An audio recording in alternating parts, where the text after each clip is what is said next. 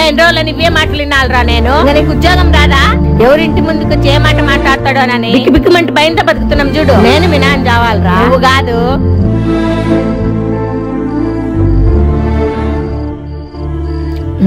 వీడేంది ఇక్కడ పడుకున్నాడు?